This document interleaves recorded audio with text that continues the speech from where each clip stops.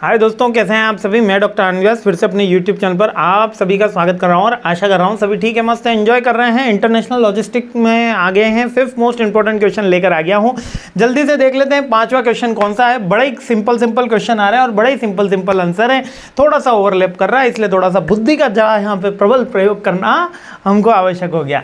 Next आ गया है question, characteristics and relation significance of international transportation services. अब देखिए, भारत में कोई प्रोडक्ट एक जगह से दूसरी जगह भेजना और भारत के बाहर एक प्रोडक्ट एक जगह से दूसरी जगह भेजना, दोनों बहुत ज़्यादा डिफरेंस है। पहले ये बात हमेशा ध्यान रखिएगा।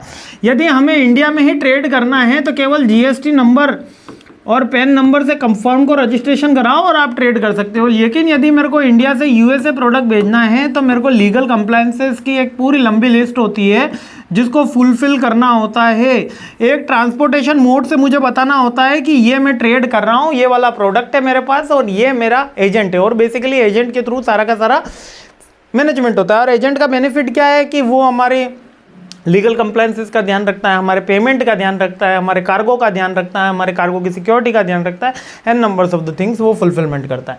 तो बेसिकली एक तरीके के टीडीएस टास्क है, एक तरीके के ट्रिपल टास्क है जब हम इंडिया से एक्सपोर्ट करते हैं या इंडिया में यूएसए से कोई प्रोडक्ट मंगवा रहे होते हैं। दोनों ही इंपोर्ट एक्सपोर्ट के दोनों ही केस के अंदर हमको एक लीगल फॉर्मेलिटीज ज़्यादा गुजरनी होती है। तो जब हम पॉइंट आ जाता है कि इंटरनेशनल ट्रांसपोर्टेशन सर्विसेज बताइए, तो यहाँ पर बहुत सारे n numbers of the point create हो जाते हैं। जो नेशनल ट्रांसपोर्टेशन सर्विस से बिल्कुल अलग है। लाइक कि इसमें अंदर कैरेक्टरिस्टिक्स में बात करता हूं तो क्रॉस बॉर्डर का मूवमेंट आता है ना। एक प्रोडक्ट दूसरी देश में जा रहा होता है। मल्टी मॉडल ऑप्शन इसमें अवेलेबल होते हैं। लाइक मल्टी मॉडल अपन ने ऑलरेडी समझ लिया, एयर, रोड, है ना, सी, इनके थ्रू जा रहा है। स्पेशलाइज इंफ्रास्ट्रक्चर चाहिए। ऐसा नहीं है कि प्रोडक्ट डायरेक्टली हमारे घर पर डिलीवर्ड होगा, पहले हमारे यहाँ पर कस्टम में आएगा वो प्रोडक्ट। अगर पोर्ट है तो पोर्ट के ऊपर डिलीवर्ड होगा, नहीं रेल एयरपोर्ट है तो एयरपोर्ट पर भी कस्टम्स होंगे, वहाँ पर डिलीवर्ड होगा। रोड पर भी एक अपने चेक पॉइंट्स रहते हैं, वहाँ पर डिलीवर्ड होगा। उसके बाद वो आगे बढ़ेगा। यानी कि जब भी हम इंटरनेशनल ट्रेड की बात कर रहे होते हैं, ट्रांसपोर्ट की बात कर रहे होते हैं, तो स्पेशलाइज्ड इंफ्रास्ट्रक्चर की रिक्वायरमेंट होती है। कॉम्प्लेक्स डॉक्यूमेंटेशन होता है। इसका यूजुअली 6-7 तरीके के फॉर्म्स होते हैं जो भरे जाते हैं।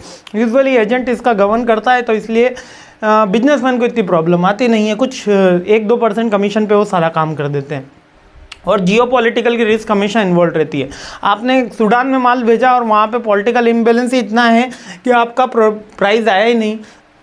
अब रिलेशनशिप क्या रहता है, इंटरनेशनल ट्रांसपोर्ट और सर्विसेज का अपने आप में बिजनेस का एक रिलेशनशिप मेंटेन हो जाता है। ये दोनों एक दूसरे से इंटरकनेक्टेड होते हैं, ठीक है।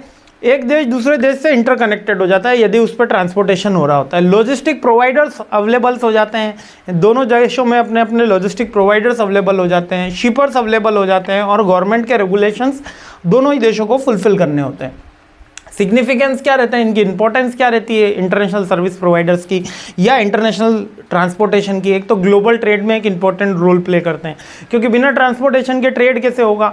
सर्विस तो है नहीं, जब भी हम प्रोडक्ट डिलीवर करेंगे हमको ट्रांसपोर्टेशन की जरूरत होगी। सर्विस को डिलीवरी के करके कोई ट्रांसपोर्टेशन की जरूरत ही नहीं है।